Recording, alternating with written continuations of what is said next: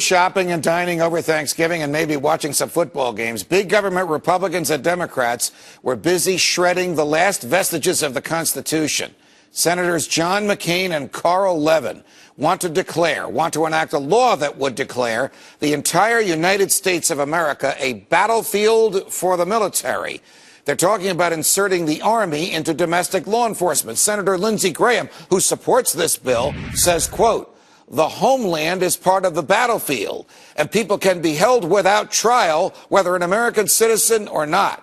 I guess he hasn't read the Constitution recently. Retired Lieutenant Colonel Douglas Macgregor joins us now. Colonel Macgregor, as always, welcome back to Freedom Watch. Thanks, Judge. I must tell you, I was utterly appalled when I saw this legislation proposed. We didn't learn about it until last night because the committee hearings on it were done in secret, even though the Constitution requires the Congress to do these things in public. And there were no actual hearings, just a bunch of members of the Senate who got together and wrote this thing. And it basically says the president can arrest whoever he wants anywhere in the United States of America and keep them without charging them with a crime, without letting them see a lawyer, without bringing them to a judge for as long as he wants. How is that consistent with the Constitution?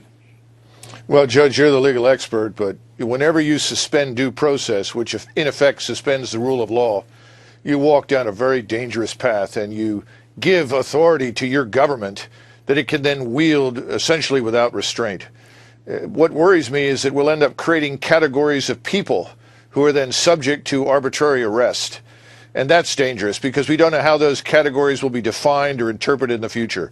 All in all, it's a disaster, and it's something that should be defeated. You have spent a career in the military.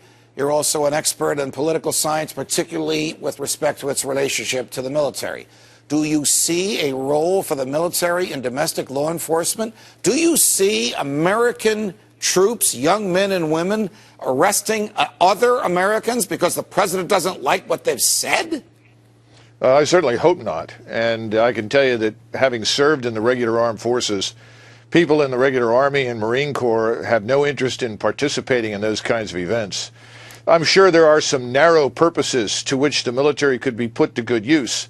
I mean, clearly, if you're dealing with paramilitary drug lords and mafias on your soil, you may need the assistance of the military. But other than that, I can't conceive of any sort of circumstances that would justify this legislation. All right, switching gears a little bit. Well, we were just talking to Senator Ron Johnson about what happens now that the super committee failed and supposedly these sequestrations kick in. Of course, they don't kick in until 2013. But if they do kick in, can the military tolerate these sequestrations? Stated differently, aren't we already spending far more than we need to defend the nation and to defend our freedom on the military?